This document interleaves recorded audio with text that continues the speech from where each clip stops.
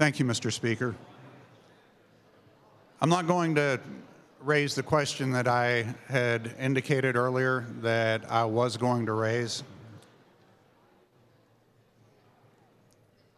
I already understand where most people are going to be on this, even with the question. The reason I rise now is that in the rush to provide real relief to these people in the gallery, the people like my friend from Armstrong County,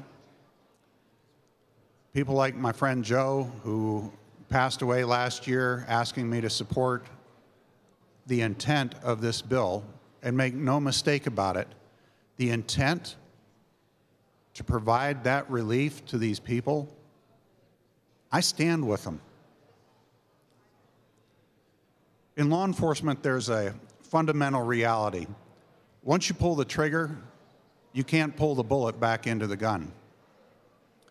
A legislative example of this is Act 9.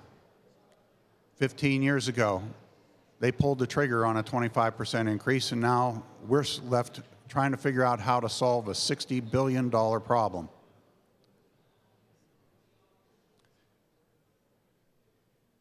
There's a good group of people behind this bill. They're people with real issues that this plant that God gave us has the ability, in some cases, to provide relief. People like my friend Joe, who I believe it probably could have helped. I stand with you people. I stand with those who are in support of this bill as far as the intent. But there's another group, a group with a lot of money and an alternative agenda, that has been using these good people to force through legislation, the ends to which have none of the nobility of those people, those good people who have those serious problems. I stand in opposition of those who are using those good people.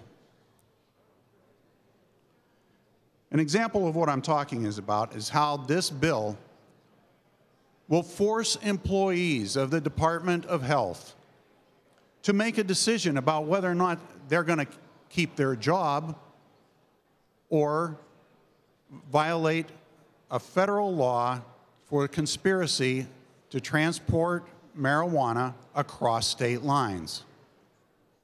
Now, those employees are faced with a decision of, do I assist in doing something that could land me in jail for 5 years, cost me $250,000, or if I'm helping a second company as well and get charged with the second offense, look at an additional 10 years and $500,000.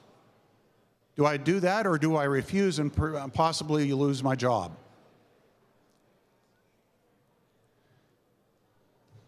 That is the result of this rush. Honestly, I want it to be done, and I want it to be done quickly. But I want it to be done right as well. My good friend, Representative Menser, provided a good, in fact, an excellent alternative to this. It provides a means of getting this stuff out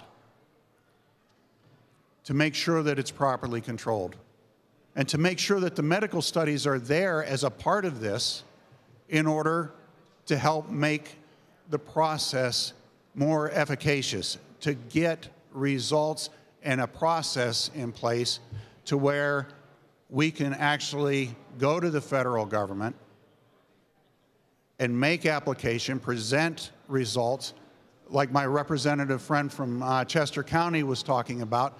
We need serious study. We need serious results. If the federal government isn't going to do it, then let's legally, constitutionally do it in a way that we can present it back to the federal government. There's also another way we can get the federal government moving. I proposed a countermand amendment to the U.S. Constitution. We've got 26 states that have already passed medical marijuana bills. We need 32. The way things are going, if we had enough states on board with a countermand amendment, we could do it constitutionally, force the federal government to act. But that's the constitutional way of doing things. That is the thing in law that connects the heart to the head.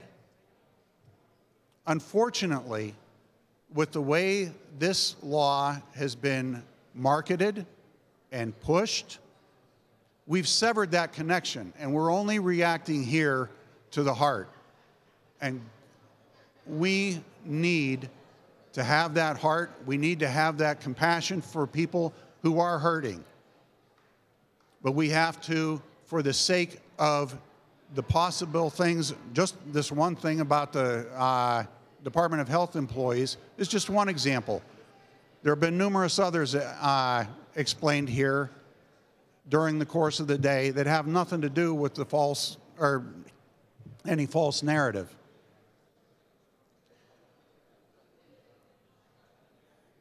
I ask this body to please, let's connect the heart to the head. Let's get this done correctly. And even if we've just got to, I'm not gonna make this recommendation, but if we want to refer it back and get it right, or hopefully the Senate will get it right on concurrence. But I beg you, please, connect the heart and the head. Thank you, Mr. Speaker.